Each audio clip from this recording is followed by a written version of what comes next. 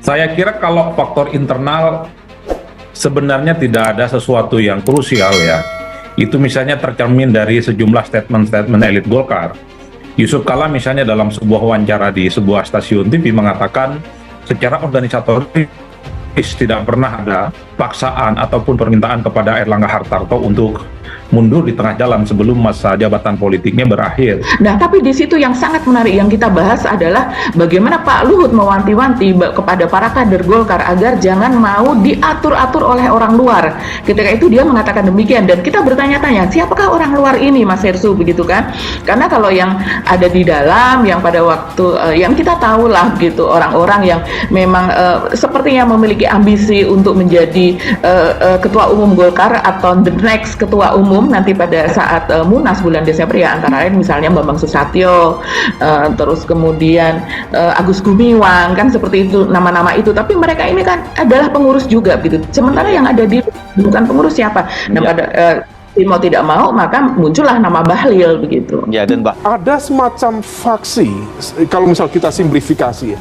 Di satu sisi ada kekuatan yang mencoba untuk mempertahankan political sovereignty, kedaulatan politik, di mana Golkar, partai besar, tentu harus punya independensi, kemudian tidak mudah diintervensi oleh kekuatan eksternal, tetapi barangkali juga ada kekuatan lain di dalam Golkar yang mencoba untuk bersimbiosis dengan kekuatan besar di eksternal yang kemudian mencoba untuk mempengaruhi atau bahkan ya mengendalikan.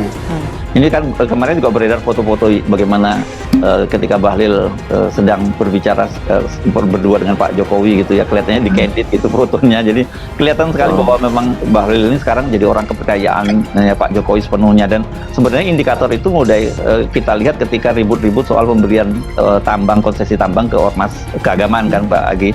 Di situ kan Pak Luhut menolak keras dengan itu dan sampai kemudian ribut dengan Bahlil di rapat kabinet gitu.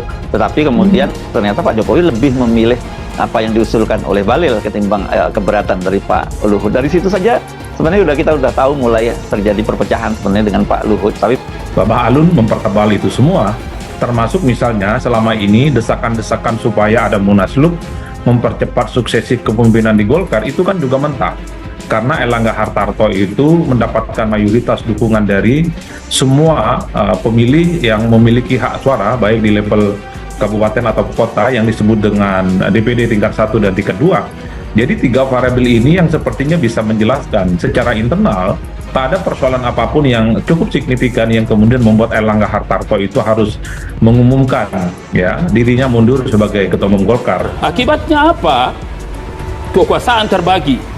Ini penting saya sampaikan. Kekuasaan terbagi, Bang Panda.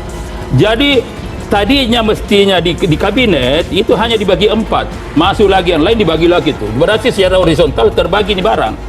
Nah demikian juga secara vertikal boleh jadi presidennya dari Gerindra, tetapi dan memang kabarnya pada waktu itu Bahlil juga sudah mulai gerilya di DPD gitu, makanya kemudian Erlangga cepat bergerak untuk mengumpulkan itu.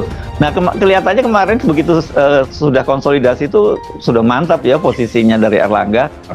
Satu-satunya alasan yang mungkin bisa diterka dan coba untuk kita tracking ya soal kenapa Erlangga mundur adalah faktor eksternal yang disebut dengan kekuatan yang cukup powerful itu. Mengingat posisi Erlangga Hartarto itu adalah ketua umum, saya kira merupakan posisi yang cukup sentral di Golkar. Apapun judulnya, Erlangga ini adalah orang nomor 1. Orang tentu saja mengait-ngaitkan dengan kasus hukum.